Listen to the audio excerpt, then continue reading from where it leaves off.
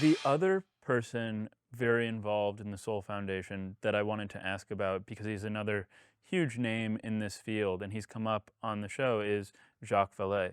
And just again, summary for our listeners who aren't familiar with him, who is he and what role has he played in this community over the last many years? Well, uh, first, he's my principal mentor in all of this, in teaching me how to think about it and giving me a framework and sort of rescuing me um, from the wiles of the internet and all of the stories of, that people think and saying, no, here's this, no, you can't think, no, here, So he's been my mentor for easily the last 12 years. I mean, I'm in awe of the man.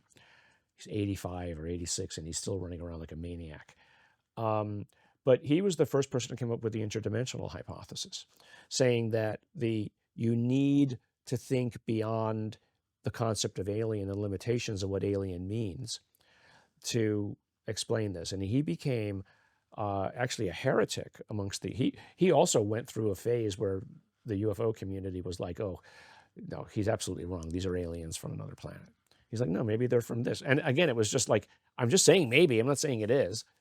But he, as a young boy, saw a UFO with his mother in France, where he grew up. And it was corroborated by another individual. So he has that kind of, that firmament on which he stands of a memory of something that fuels a decisiveness about it. And so then he was an astronomer and in Paris. And one of the things that he said he remembers seeing was an object that they were tracking that was not doing the correct orbit around the planet. And then how that data was ignored and then later wiped. So that kind of triggered him. He came to Stanford actually to work here in the early days of artificial intelligence, and then developing ARPANET, which was the precursor to the internet. So he was involved in that. So he's like one of the pioneers of what became the internet. But then he wrote a series of books. He just got involved in it, but brought a kind of academic rigor to it and an open-mindedness to it. He, visited the Soviet Union around UAP, et cetera, and then became a name. He went to Colares and, documented all of the stuff that was going on there down in Brazil that I told you about earlier. And he,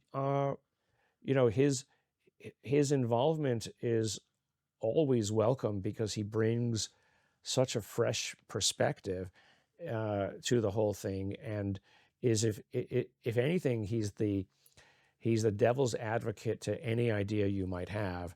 The moment you become, I mean, for instance, at one point, I was personally convinced that whatever these things were likely time-traveling future humans.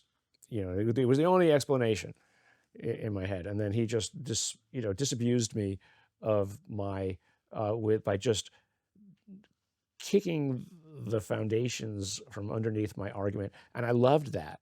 I love people who can prove my absolute conclusion wrong. Yeah, I love that too. It's like, just tell me, yeah, okay, great. Ooh, that's wonderful. Okay.